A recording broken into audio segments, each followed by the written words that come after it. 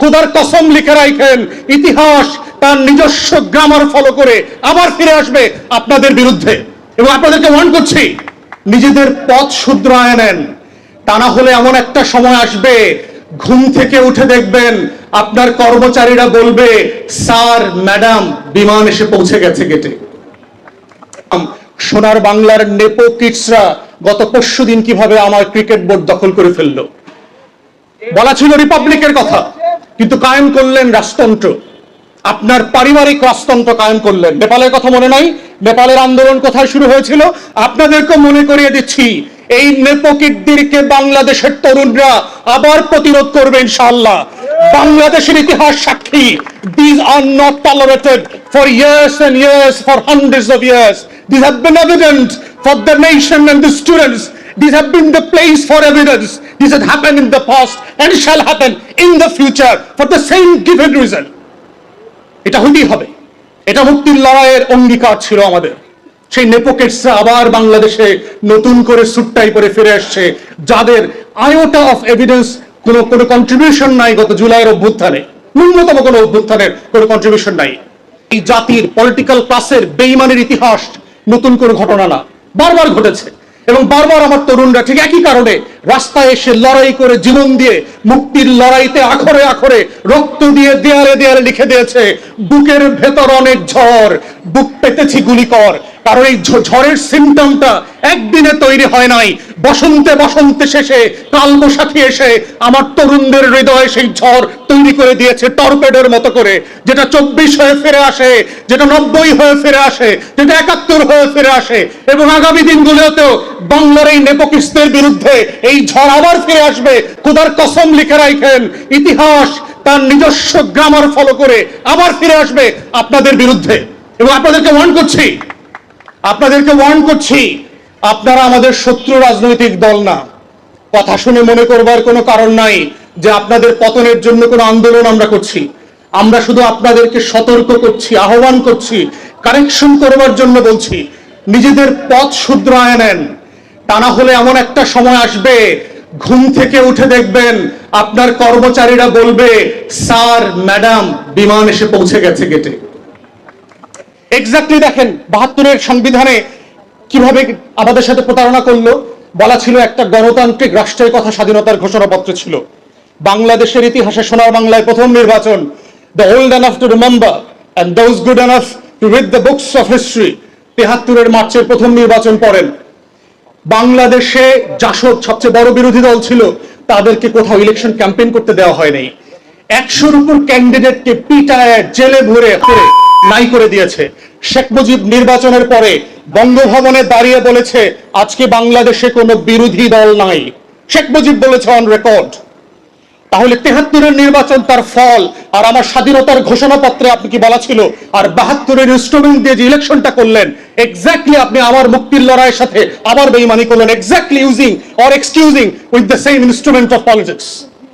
বাংলাদেশের এই মুহূর্তের সবচেয়ে বড় সংকট সেটা আমার লার্নার ফ্রেন্ড লিগ্যাল জায়গা থেকে বলবার চেষ্টা করেছেন, yet to my understanding it's a political question.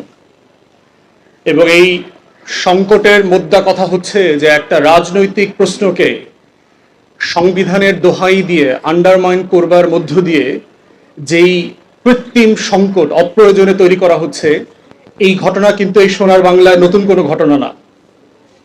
এটা শত শত বছরের আমাদের রুলিং ক্লাসের যেই খাইসলতি সমস্যা ছিল, তার একটা reflection of the 26th version.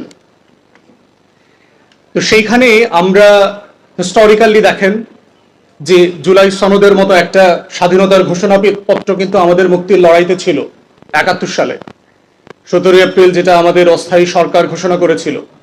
and there was a brilliantly drafted declaration of independence. পৃথিবীতে খুব কম জাতির যারা স্বাধীন হয়েছে তাদের স্বাধীনতার ঘোষণাপত্র থাকে। আপনি ভারতের দিকে তাকান, পাকিস্তানের দিকে তাকান, আমাদের সাবকন্টিনেন্টের অনেক দেশেরই এই এশিয়াতে স্বাধীনতার ঘোষণাপত্র বলে কোনো জিনিস নাই। ফ্রেঞ্চ রেভলিউশনের ছিল, আমেরিকার ইন্ডিপেন্ডেন্সে ছিল, ডিক্লারেশন অফ ইন্ডিপেন্ডেন্স ছিল। It's a really declared instrument of political will of the people of the time. তো সেই ঘোষণাপত্রের সাথে কি আমাদের তখনকার কর্তা ব্যক্তিরা বেইমানি করে নাই? করেছিল। বলা ছিল যে এই ঘোষণাপত্রে 3টা অংশ ছিল। প্রথম অংশে বলা ছিল অজুহাত নামা, যদি বলি আর কি, যে কেন এই সংসারটা ভেঙে দিচ্ছি, এবং মাথায় রাখিয়েন, be mindful that the Pakistan state was created by the Bengalis of this region, not by the West Pakistanis of the time. 46 এর ইলেকশনে মুসলিম লীগ কোথাও ক্ষমতা তৈরি করতে পারে নাই, সরকার তৈরি করতে পারে না, এক্সেপ্ট ইন বেঙ্গল। সেই জায়গা থেকে যারা পাকিস্তান রাষ্ট্র বানিয়েছে, এবং লাহোর রেজলিউশন থেকে শুরু করেন, মুসলিম লীগের প্রতিষ্ঠাতা, এই জায়গাতে, এই সব জায়গাতে আপনার মুসলিম লীগের কনফারেন্স হয়েছে গত শতাব্দীর শুরুতে। অতএব পাকিস্তান রাষ্ট্র যারা বানিয়েছিল আমাদের পূর্বপুরুষরা, সেই মানুষগুলো বলছে যে যেহেতু এই রাষ্ট্র আমার সাথে তার কৃত ওয়াদা ভঙ্গ করেছে, যেহেতু এই রাষ্ট্র তা আমার সাথে যে করা ন্যায্যতার ওয়াদা ছিল সেগুলো দিতে ব্যর্থ হয়েছে, আপনারা পড়ে দেখবেন এই যেহেতু যেহেতু যেহেতু অ্যান্ড দেয়ারফোর আমি নতুন করে একটা free, Democratic, independent, sovereign Republic করবার জন্য প্রস্তাব করছি। রিপাবলিকের কথা বলা হয়েছে, জনগণের রাষ্ট্রের কথা বলা হয়েছে, as opposed to monarchy or kingdom. তাহলে, এবং সেই রাষ্ট্রটা কিসের ভিত্তিতে পরিচালিত হবে? বলা ছিল যে আমার 3টা মূলনীতির ভিত্তিতে এই নতুন রিপাবলিকটা পরিচালিত হবে। সাম্য, মানবিক মর্যাদা এবং সামাজিক সুবিচার।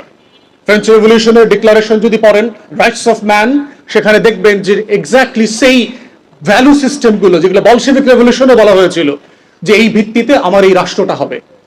কিন্তু আমরা দেখলাম 72-এর সংবিধান প্রণয়ন কমিটি, যে বিখ্যাত কমিটির কথা বারবার বলে 72-এর সংবিধান গেলানোর চেষ্টা করা হয় আমাদেরকে, তারা কি প্রস্তাব করলেন? নতুন করে 4টা মূলনীতির প্রস্তাব করলেন। ধর্মনিরপেক্ষতাবাদ, বাঙালি জাতীয়তাবাদ, গণতন্ত্র, সমাজতন্ত্র। কোথায় পেলেন? যেই ঘোষণাপত্রের ভিত্তিতে লক্ষ লক্ষ মানুষ মুক্তির লড়াইতে নেমেছিল, আমার বাবা সহ, তারা তো ওই মূলনীতিগুলো শুনে যুদ্ধে নেমেছিল। আপনি এই মূলনীতিটা কোথায় পেলেন? 70-এর নির্বাচনে ম্যান্ডেট নিয়েছিলেন এই মূলনীতির ভিত্তিতে নতুন রাষ্ট্র করবেন, নেন নাই। 69-এর গণ অভ্যুত্থানে যে ম্যান্ডেট নেওয়া ছিল, সেই ম্যান্ডেটে বলা ছিল যে আমার নতুন রিপাবলিক এইটার ভিত্তিতে চলবে।